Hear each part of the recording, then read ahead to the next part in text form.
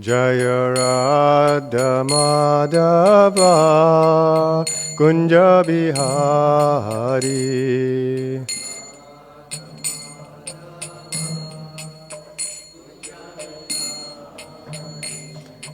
Gopi Janavallabha Girivaradhari.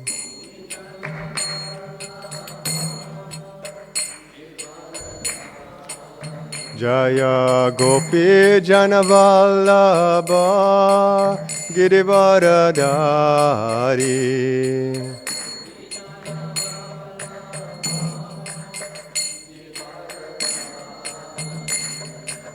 Yashodanandana Braja Janaranjana.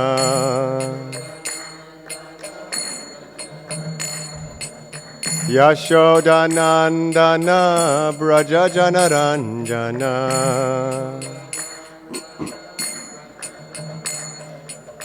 Yashodanandana Braja Janaranjana.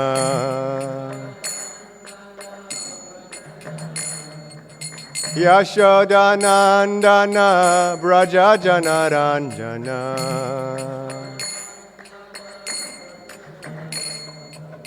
Yamuna Tiravanachari.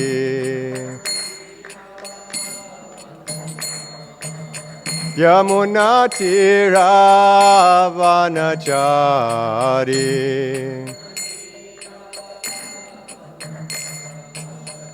Jaya Radha Madhava Kunja Bihari.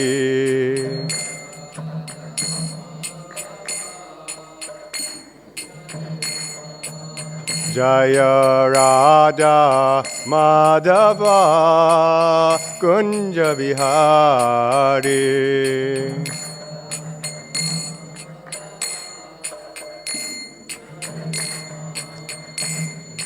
Gopi Janavallabha Girivaradhari.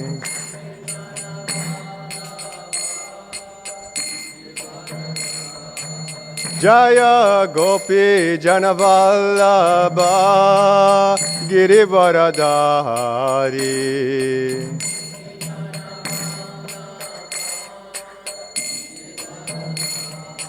Yashodanandana Braja Janaranjana.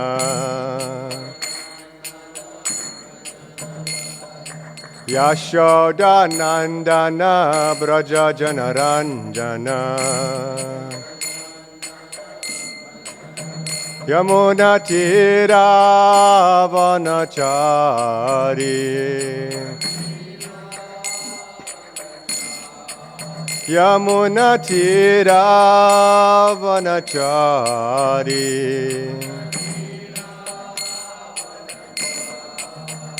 Jaya Radha Madhava Kunja Bihari.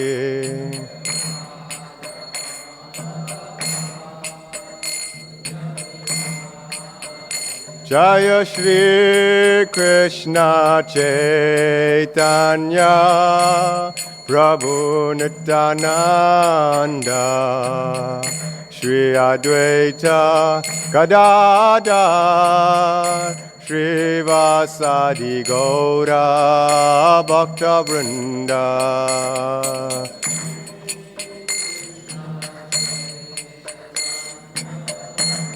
Prabhu Nityananda.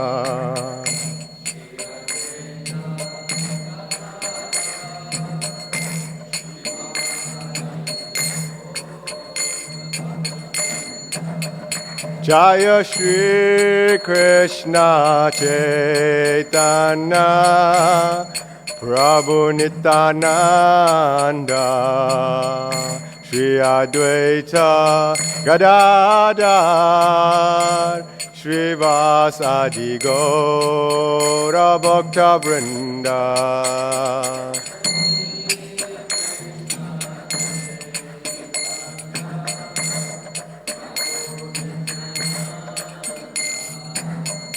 Shri Advaita Gadada.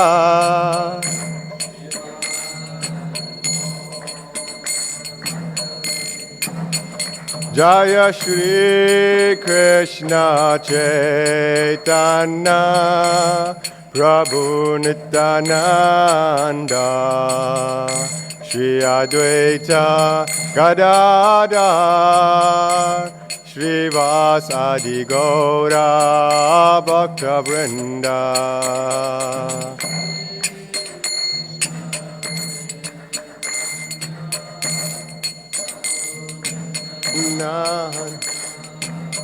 Shri Advaita Gadadhar Shri Vasadi. Hare Krishna, Hare Krishna, Krishna Krishna, Hare Hare, Hare Rama, Hare Rama, Rama Rama, Hare Hare.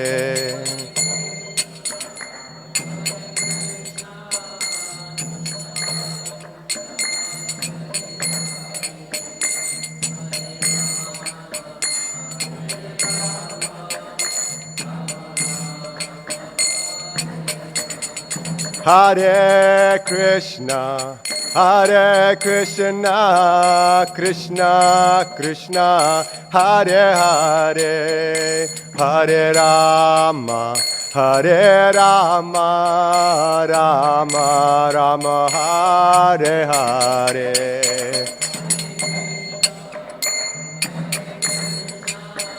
Krishna Krishna, Hare Hare Rama,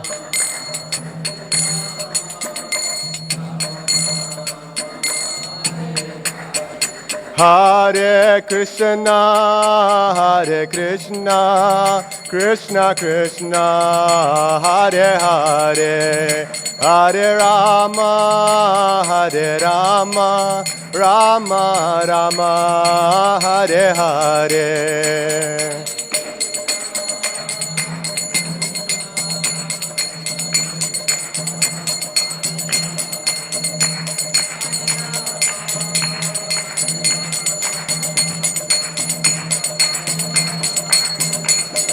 Hare Krishna, Hare Krishna, Krishna Krishna, Hare Hare, Hare Rama, Hare Rama, Rama Rama, Hare Hare.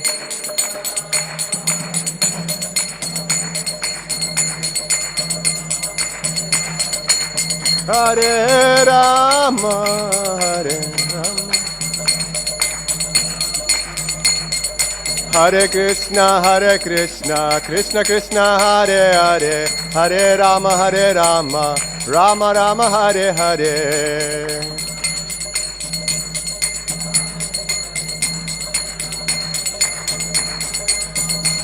Hare Krishna, Krishna Krishna, Hare Hare, Hare Rama, Rama Rama, Hare Hare.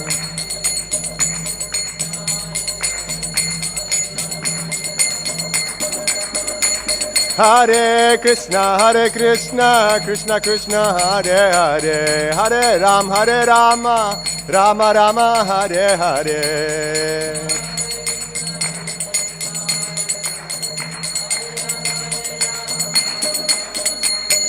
Hare Krishna, Krishna Krishna, Hare Hare, Hare Ram, Ram Ram, Hare Hare.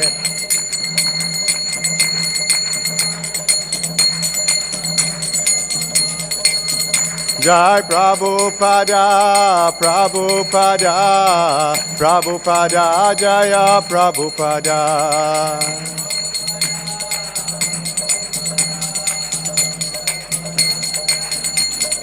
Jaya Jaya Prabhupada, Prabhupada, Prabhupada, Jaya Prabhupada.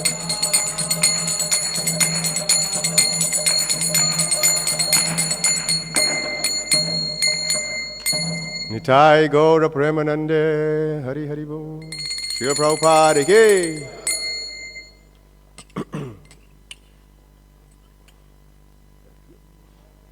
Hare Krishna.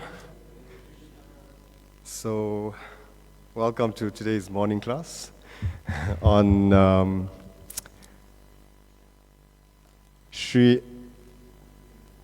His Grace Harish Sori Prabhu's Transcendental Diaries. So today we're doing chapter 12, Bombay. This is April 15th, 1976. So we'll read, I'll comment what I can, and if you want to question or make a comment while I'm speaking, then you're welcome to do so. Makes it more interactive. So April 15th, 1976. This morning's beach walk, sorry, hold on. Yeah, right. Oh, sorry. Om Namo Bhagavate Vasudevaya. Om Namo Bhagavate Vasudevaya. Om Namo Bhagavate Vasudevaya. Om Gyana Timirandasya Gyananjana Shiva Chakshurunmalitam Yena Tasmai Shri Gurave. This morning's beach walk gave rise to a long, interesting conversation between Srila Prabhupada and the barefoot Dr. Patel. Srila Prabhupada explained everything to him, from the uselessness of vegetarianism to the perfection of communism. As far as being vegetarian goes, Prabhupada told us about a Jain monk who came to meet him in Berkeley, America. When Prabhupada had asked him what the results of his preaching were, the man replied that he had converted 1 million people to vegetarianism. But Prabhupada didn't give him much credit for that. Although the Jains advocate non-violence, Prabhupada pointed out that being vegetarian is violence, since one has to kill the vegetables. Nor does being vegetarian or non-violent mean one is on the spiritual platform. Garuda is the personal carrier of Lord Vishnu, yet he eats snakes, and Krishna ordered Arjuna to kill his enemies. He said that the real point is to follow the order of Krishna.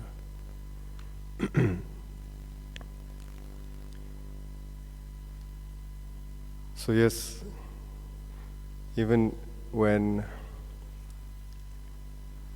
we out there preaching or speaking to people and things, and people tell me, oh, I'm a vegetarian, and like Prabhupada says, but we can be vegetarian but not on the spiritual platform, So we can be vegetarian and still be consuming alcohol or gambling or, doing illicit activities. But are we on the spiritual platform, or do we understand what our real purpose in life is? Right? So it's nice that people are vegetarian, because sometimes when we're preaching and we're preaching to different types of people, coming from different backgrounds, and you can't just tell them, oh, stop eating meat, This is in their culture. But slowly we can bring them to the platform of spirituality by, like Prabhupada gives us food for life, right?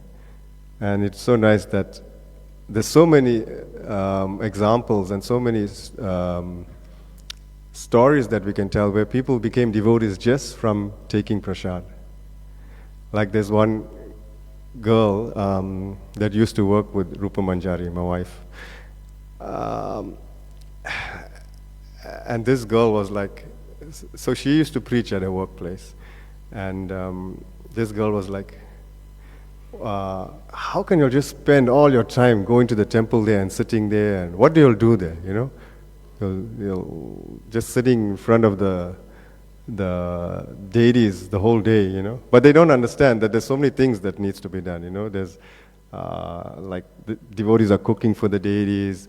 There's cleanup going on. There's food for life going on. There's harinams going on, like this.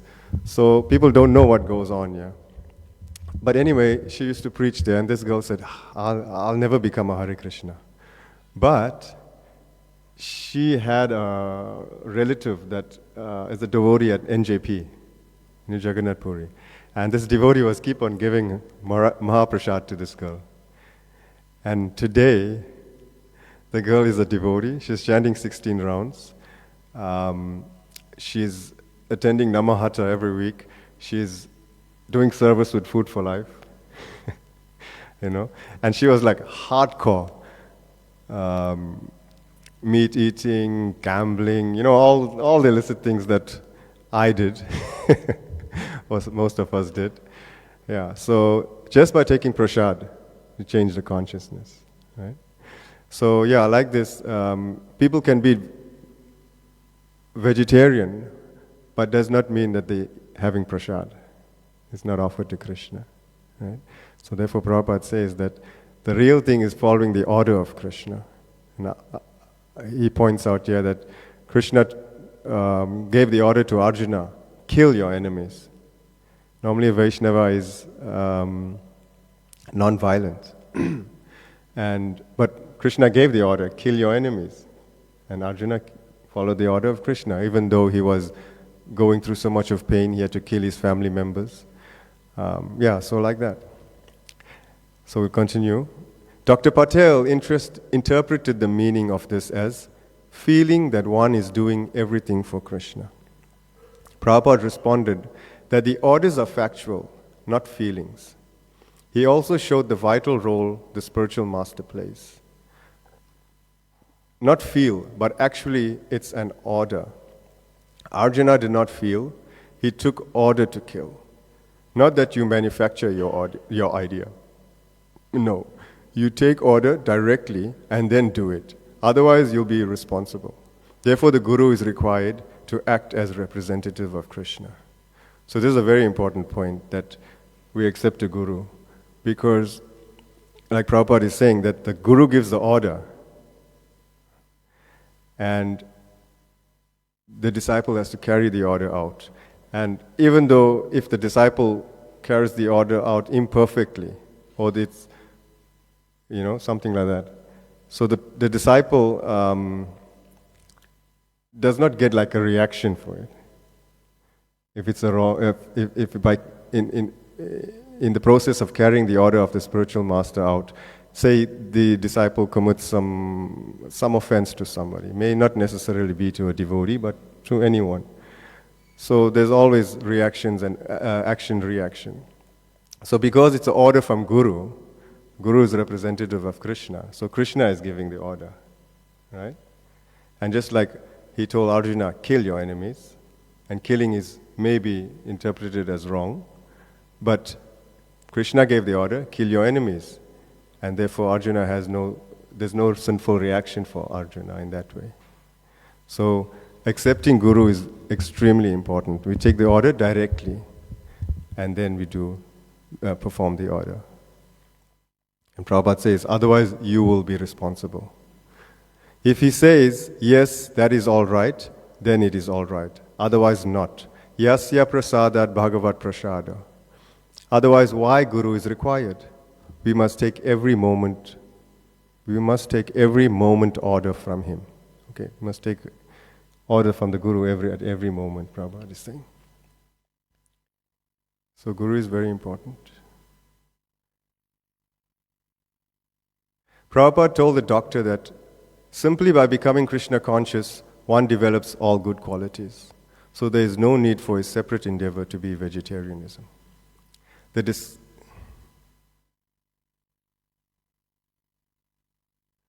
is interesting, that simply by becoming Krishna conscious, you develop all good qualities, right? I'll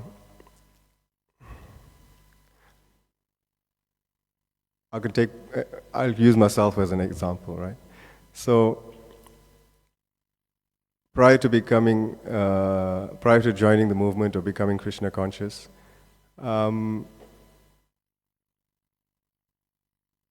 we were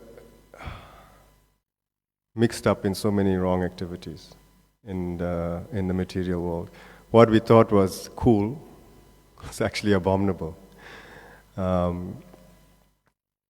So I came into contact with Krishna consciousness by reading Srila Prabhupada's books. And I started chanting and associating with devotees. But while doing this in the beginning, I didn't give up. I wasn't vegetarian. I was still, consuming alcohol and things like this. But simply by becoming Krishna conscious, Krishna conscious meaning that we are conscious that Krishna is the Supreme Personality of Godhead, and we accept Him, right? And simply by accepting Krishna as Supreme Personality of Godhead, but through reading Srila Prabhupada's books, so we started chanting, associating with devotees, coming to the temple, and like this, gave up all bad habits. We lose taste for it. Prabhupada makes a point that simply by becoming Krishna conscious, we develop all good qualities. We uphold the 4 pillars of Dharma, and you can say as simple as that. Anyone wants to add something? No? Okay, so the discussion moved on to the topic of scientists, and Srila Prabhupada highly praised his disciple, Swarup Damodar, for writing the book, The Scientific Basis of Krishna Consciousness. Dr. Swarup Damodar, PhD, you have read that book? It is first class. The scientist, or so-called scientist, unless he is insane, he cannot say that there is no God. He has written so nice, Prabhupada is saying. So Dr. Patel interjected, but the real scientists are also God conscious. That is all right. He is real scientist.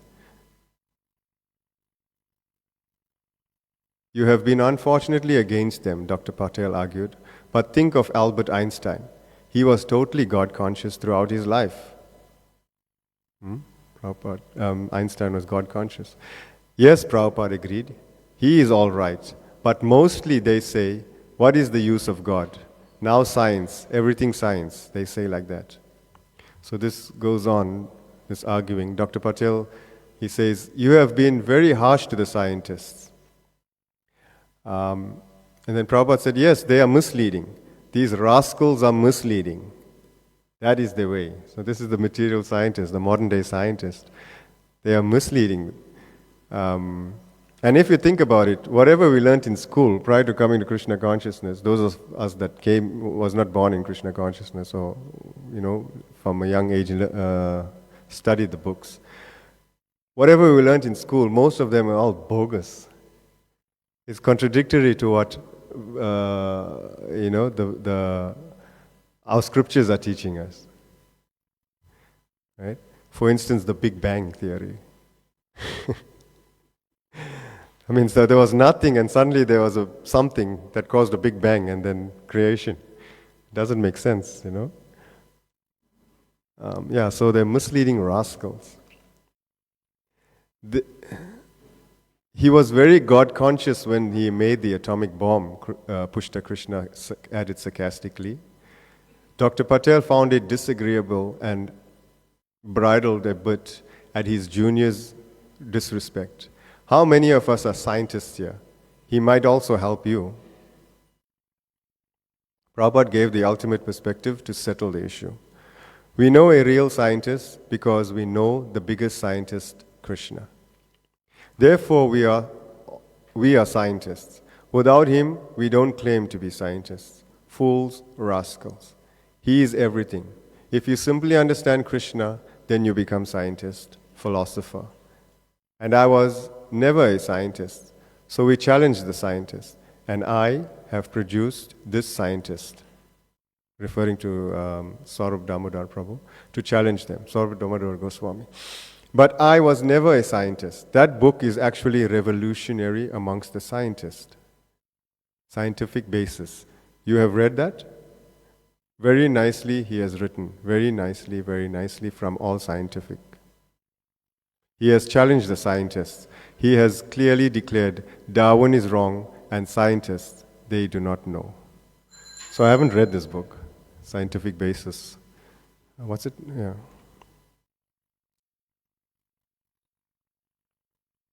The scientific basis of Krishna consciousness.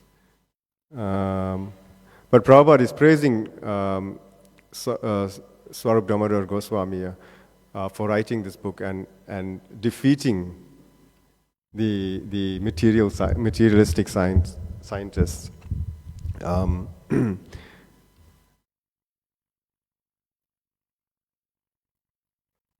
So yes, Krishna consciousness is a science. It's the ultimate science. And Prabhupada points out Krishna is the biggest scientist. Right? And if we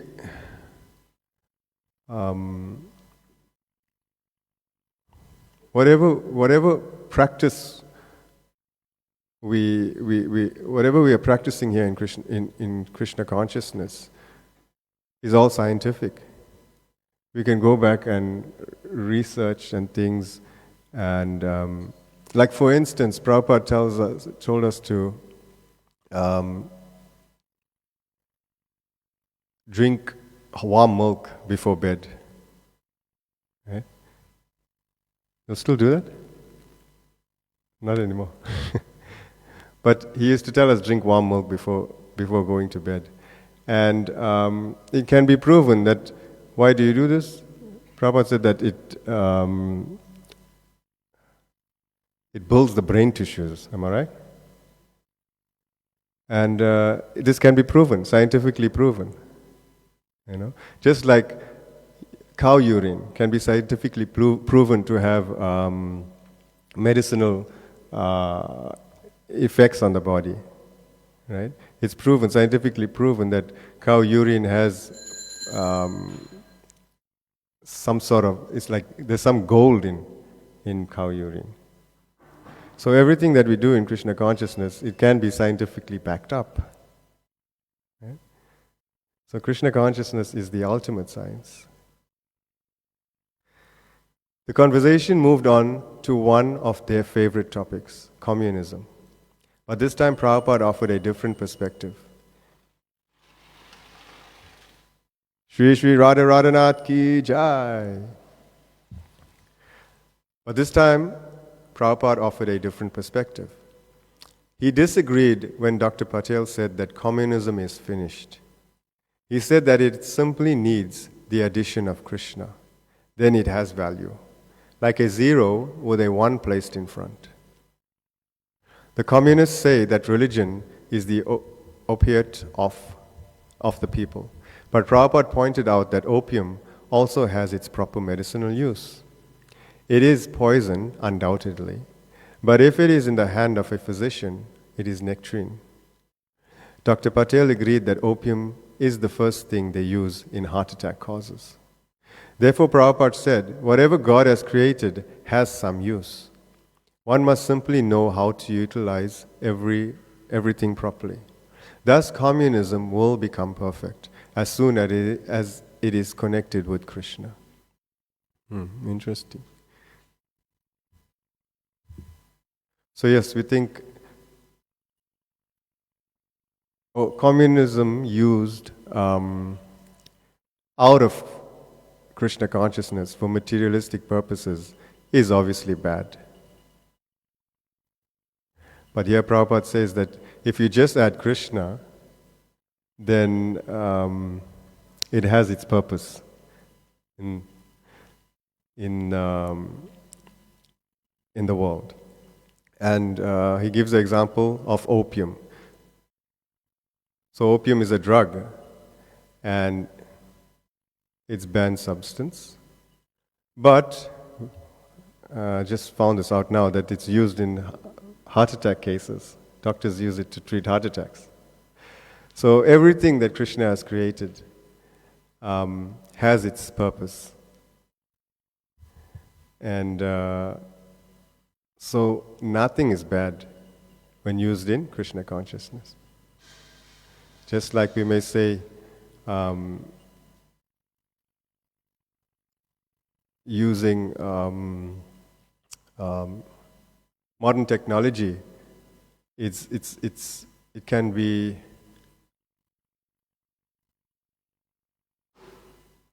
like it can be bad. Like nowadays, kids are growing up with modern technology. You know, they say that they're born with a phone in their hand. But the phone, obviously, if we're chanting japa and the other hand is holding the phone, scrolling through Facebook or whatever it is, that is bad. But the phone can be used in Krishna consciousness, listening to lectures, kirtan, etc.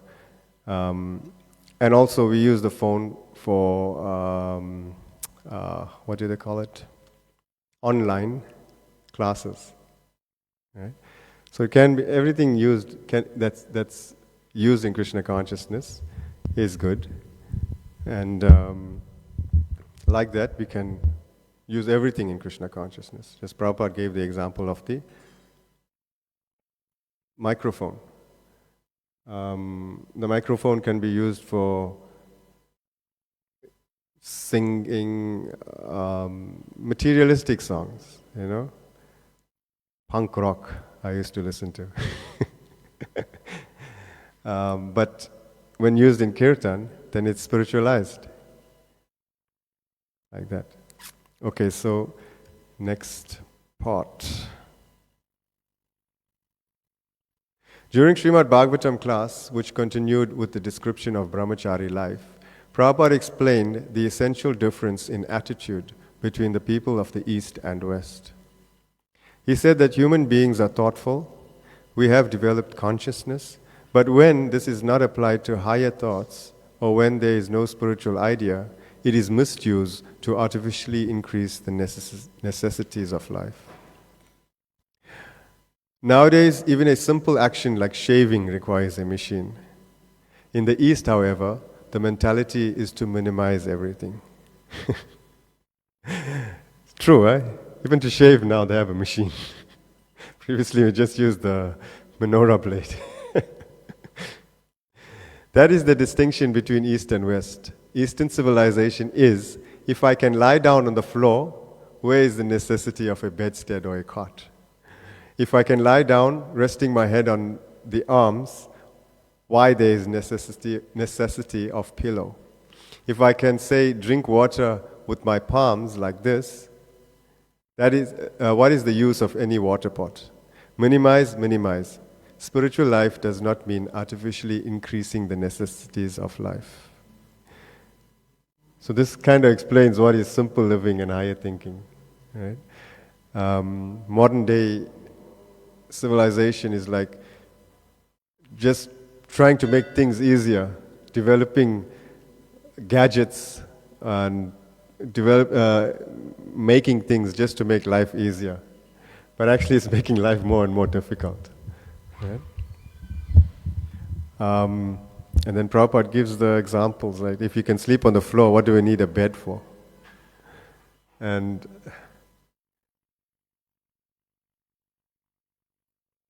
it's true. Sometimes you sleep on the floor and then the body muscles are paining and things.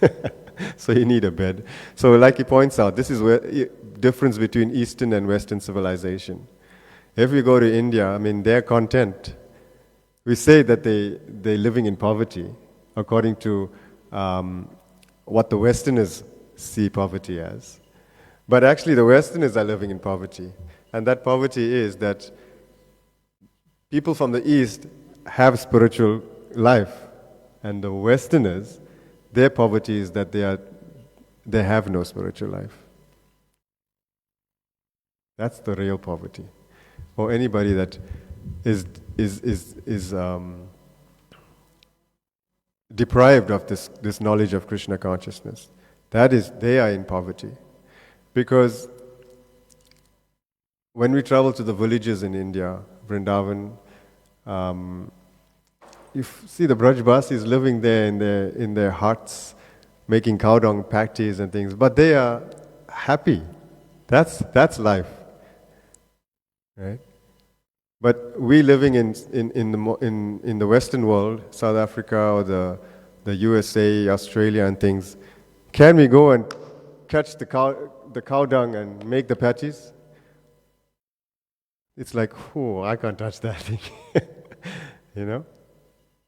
But yet, that simple life, because they're leading that simple life, they don't require all artificial means of making their lives easier and happier or more blissful.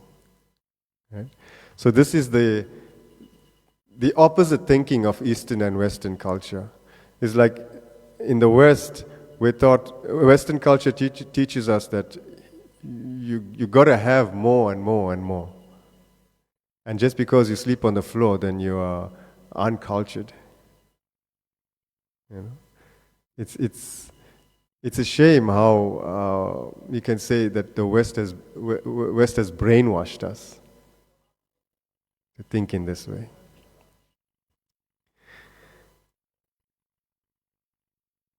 Once again, he expressed his strong disapproval of India's unfortunate plight and his sympathy for the young. So the whole thing is topsy-turvied.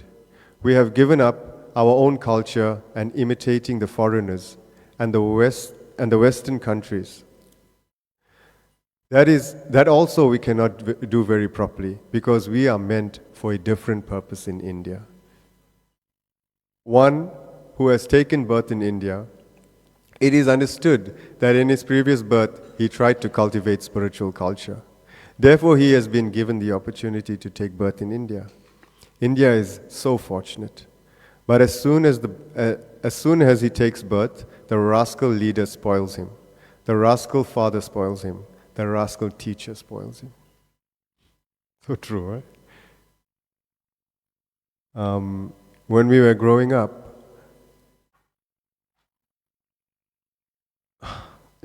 it was like you pushed to become the best materially. And spiritual life was always in the back seat. Right? And because you push to be the best materially, this has become like normal for us. I have to be the best at this, I have to be the best, I have to be the best. And slowly, this spiritual life falls away.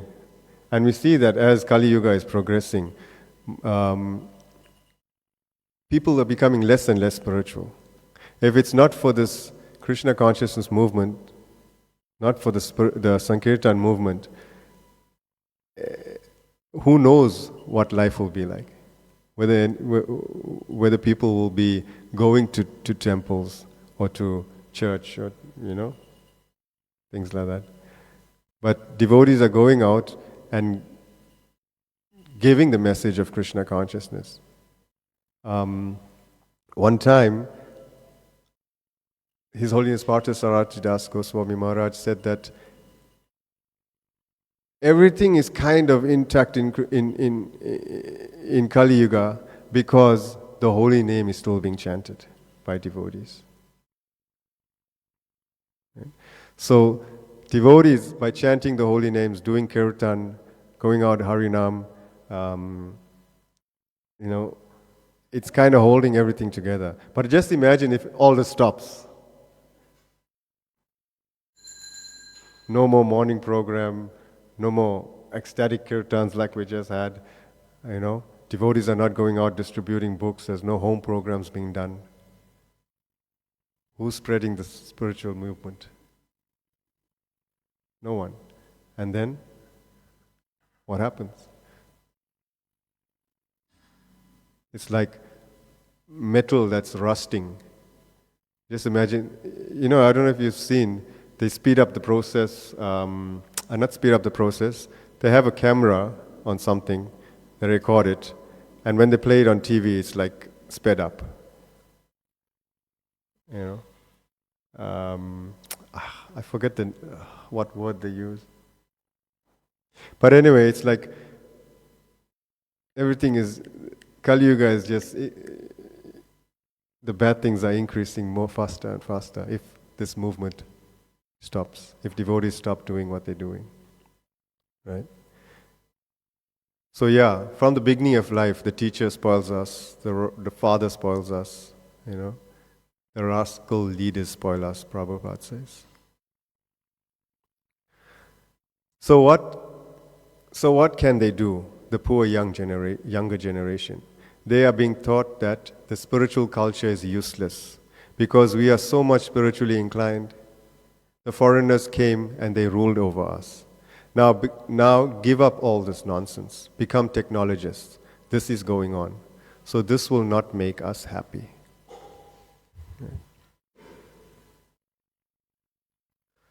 So as devotees, we have to spread this Krishna consciousness movement. I was speaking to Radhika Jivan Prabhu a little earlier, and I said, what are we going to do? Right? We have to do something to make things happen. Prabhupada has been taking his noon massage sitting on the tiny balcony between his bedroom and the kitchen. When we began today, I slipped the Hare Krishna ring from his finger. He has been wearing it continuously since it was given to him in Mayapur. Okay, so Sori Prabhu is giving Srila Prabhupada a massage, and Prabhupada had this ring with Hare Krishna on it, and then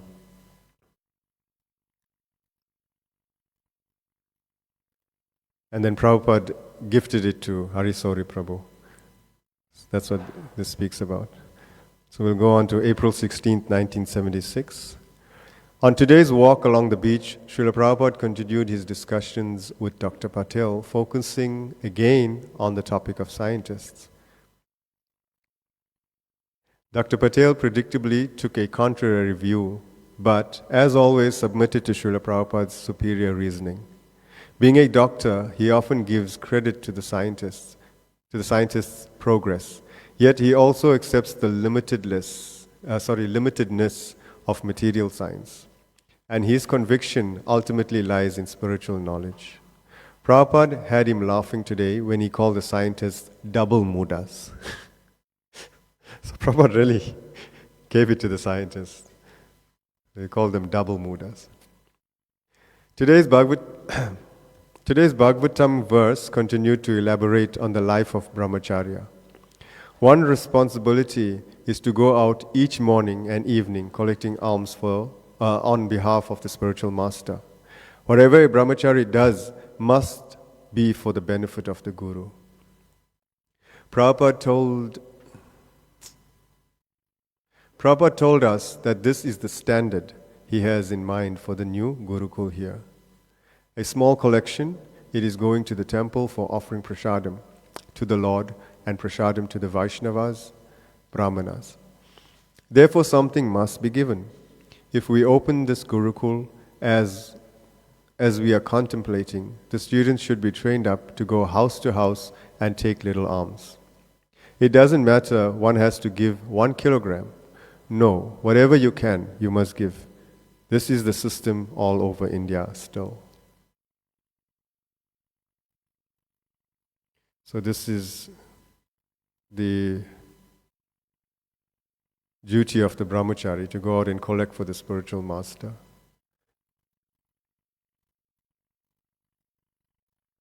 And in the Western countries it may be different. You know, in India, yes, a brahmachari, a boy in the Gurukul can still go out and beg for something. But in the Western world, what can we collect for the spiritual master? We can bring more and more people into the movement. You know, because I mean, in the Western world, if the boy, a brahmachari, goes out and begs something, it may not. Like if a beggar comes to your home, most of the time he's being ignored, begging something. Yeah.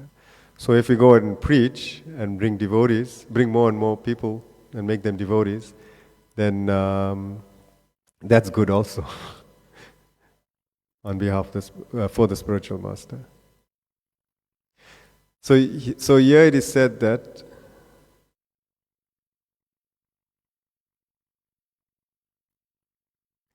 okay, I'll just read the necessary parts.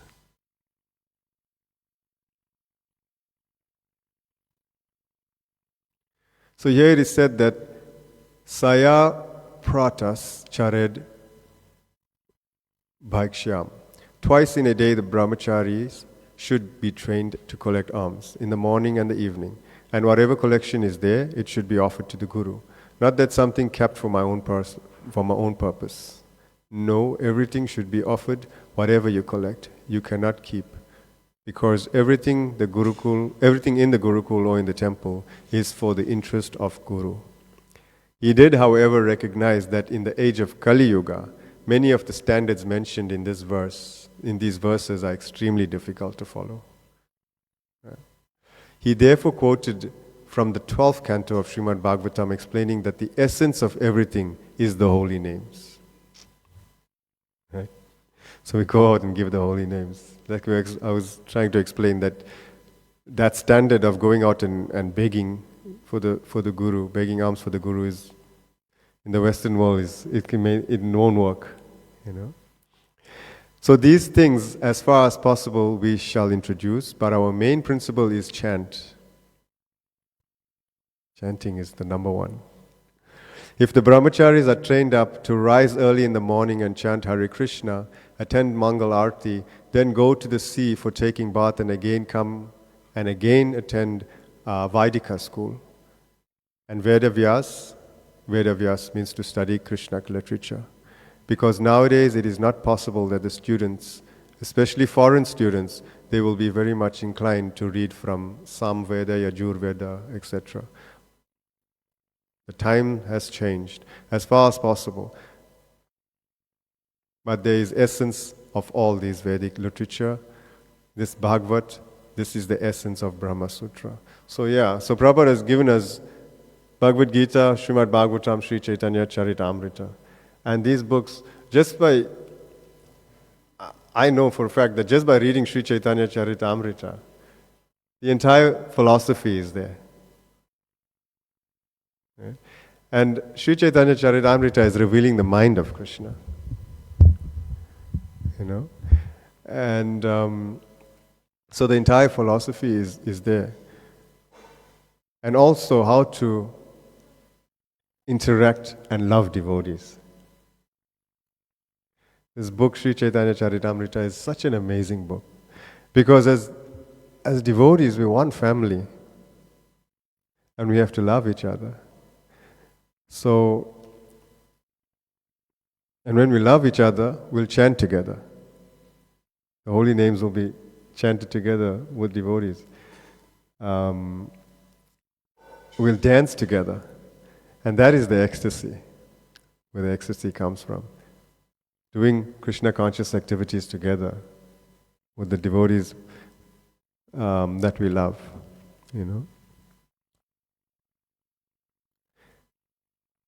So these three books, Bhagavad Gita, Srimad Bhagavatam, and Chaitanya Charitamrita, is all we need. It has everything. Studying those three books, chanting japa, taking the holy name seriously, and going out and giving the holy names. We have a few more minutes. Any questions or comments so far?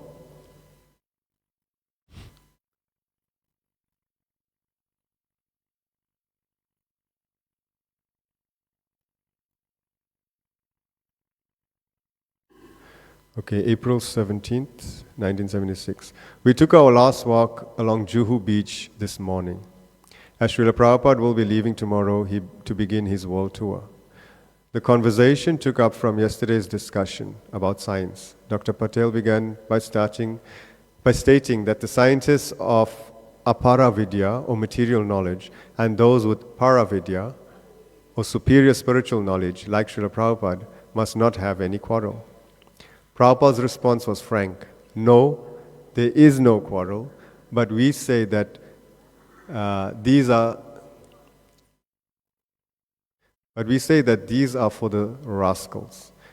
Yes, aparavidya is for the rascals. Unless one comes to the point of understanding Krishna, he said, he is still in the aparavidya and is therefore less intelligent. So Prabhupada gives it frank. Material knowledge, if you just know material knowledge, you're less intelligent. Dr. Patel was firm in his belief that although we are spirit soul, aparavidya is necessary since we have a body. And again, Prabhupada disagreed. No, no, no. That is to make the best use of a bad bargain. How to use the body? Best to perfect paravidya. That is intelligence. Just like you have a car is not neglected. We don't kick out the car, but it must be used for spreading Krishna consciousness. So we have this material body. Doesn't mean that because we have the material body, we just have to concentrate on material knowledge, material intelligence. Prabhupada says we have to make the best use of this bad bargain. We have the material body, so use it for cultivating spiritual knowledge, Krishna conscious knowledge. Right? Just like we use everything, he gives the example of the car to spread Krishna conscious. We don't stop using the car.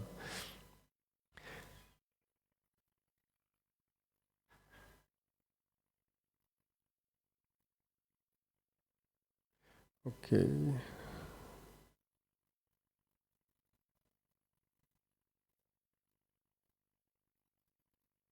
So I'll stop here. I'll read the last part before we stop. Some film producers came to see Prabhupada during the evening darshan on the roof. Midst the swaying fronds of the coconut trees and as a cooling breeze gently blew, Prabhupada sat comfortably on his asan and preached to the guests until 9 p.m. They spoke briefly about the Guru who advertises TM or Transcendental Meditation. When Prabhupada asked what the purpose of this process was, one of the visitors said that it pacifies the mind and that also helps to relieve high blood pressure. Prabhupada had me look up the meaning of transcendental in the dictionary. It was given as going above the mind.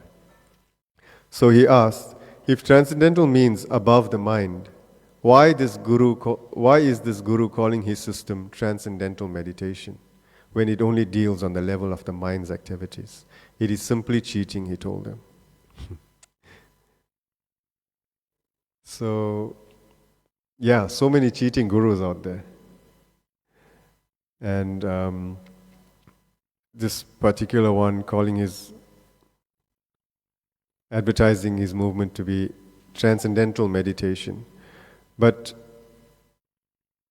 to be transcendental means going beyond the material. It says here the dictionary meaning is going above the mind. So the mind is still material. It may be subtle, it's still material. So when we go beyond the mind, beyond the body and mind, that is spiritual. And that's what we're all trying to cultivate. Spiritual knowledge, going beyond the mind.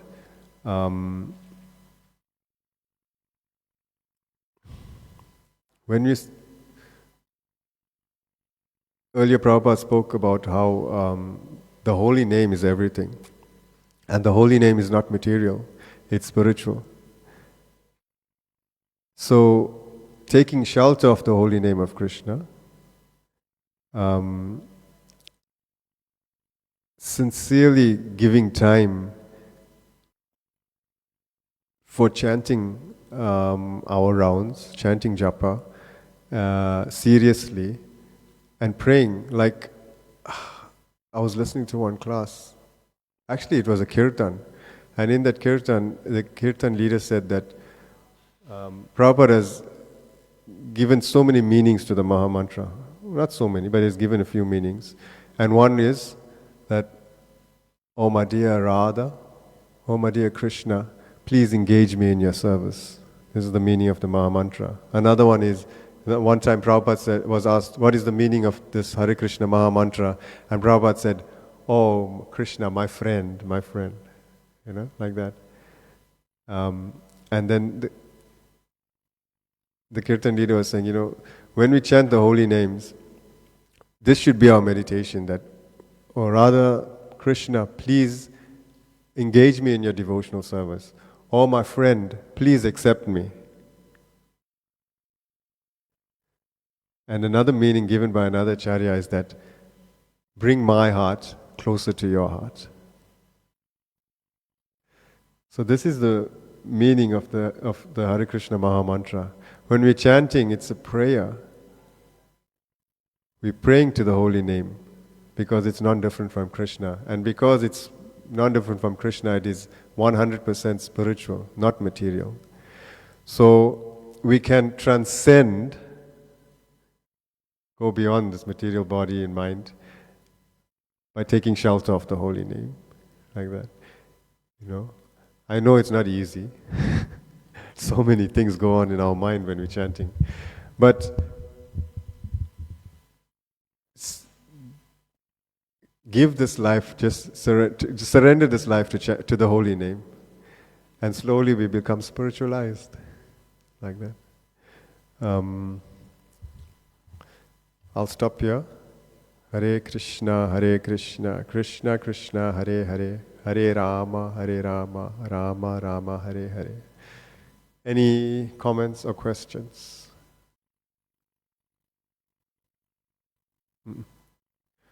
Srila Prabhupada ki jai.